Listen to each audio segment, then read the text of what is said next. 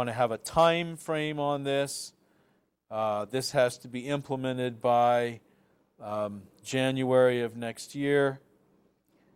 We may want to have, etc. Okay, these all become management comments on how we're going to take care of the mitigation procedure. We might also have a comment on why we don't need a mitigation procedure here.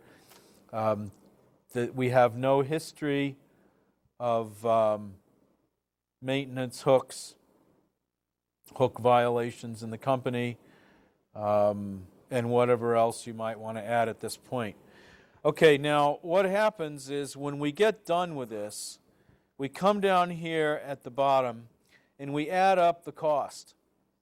All right, whatever all of these add up to be, after we list all of the information assets in the company, and you may have hundreds of them, okay, then the cost to handle the mitigation of that, you come down here, and this may be, whatever all these things add up to be, let's just say $250,000. That then needs to become a budget item in the company's budget. And as that budget is expended and those mitigation strategies are executed, then you are exercising due care, at least relative to this first domain. Okay? That's very important to understand. We're still inside the first domain, the management domain. Now let's talk about what we mean when we say policies, procedures, standards, and guidelines. Once a corporation has performed a risk analysis, as we just outlined, then the policies, procedures, standards, and guidelines for handling those risks deemed significant must be developed, implemented, and exercised. Okay? Let me say that if these are not written down, then as far as the courts are concerned, they do not exist.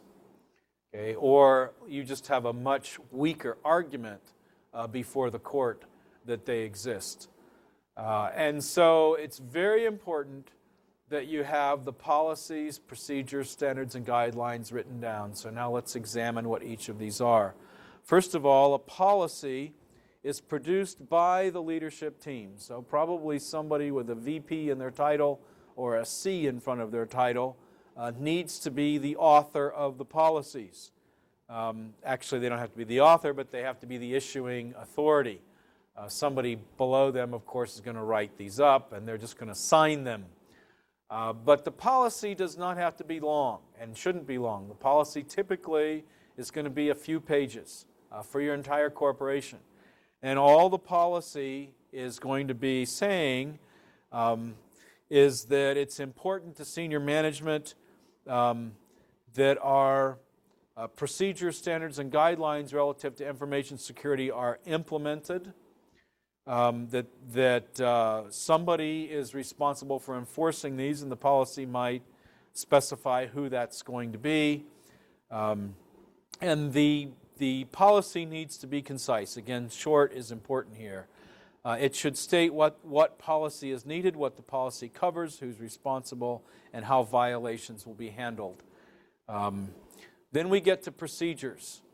Procedures are much more work and time intensive. A procedure is, for example, a manual written by the user of a system or the developer of a system that allows a non-user to achieve the same goal as the user would. Okay, so procedure essentials are step-by-step examples, screenshots, where that would be an important thing to have. They should be concise, but they should include all necessary steps for handling system variables such as errors and documenting experiences on how to do this, that, or the other thing relative to the proper operation of the system. Then we get to standards.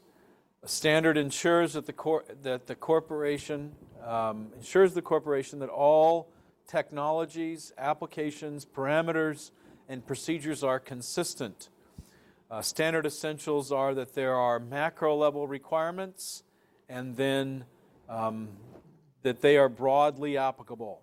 This means they're easily applied across many platforms. When standards do not cover a particular situation, then you need to have guidelines. What are guidelines? A guideline points a user to a recommended action and operational guides when a specific standard is not in place. So guideline essentials are expanded versions of handling system variables and very specific due to no standard being implemented. All right. We now turn our attention to levels of control. All right. The stumbling block that must be overcome is the level of control each policy, procedure, standard, and guideline enforces.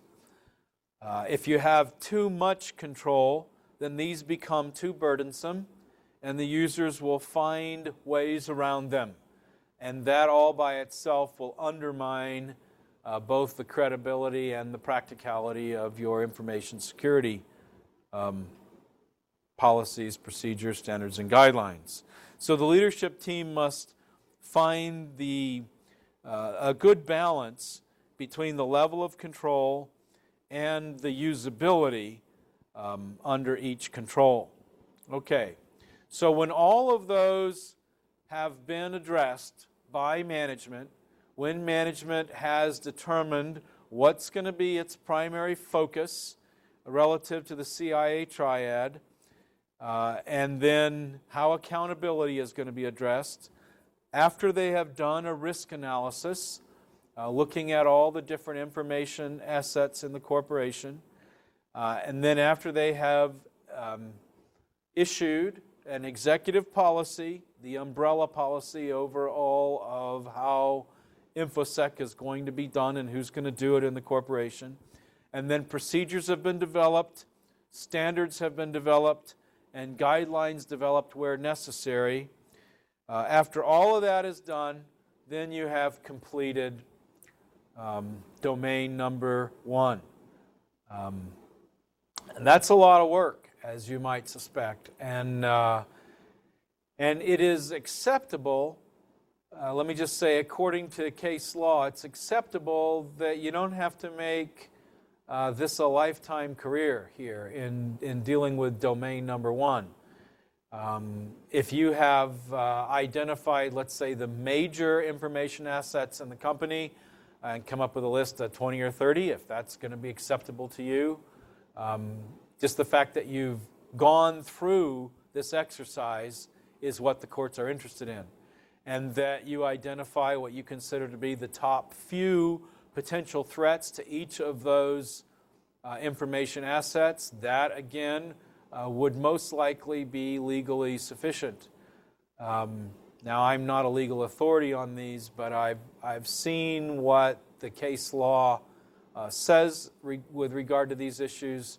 I've talked with other experts in the area, and it seems sufficient that management has just gone through the exercise of addressing each of these issues, documented that they have, and that they show what the results of that analysis are.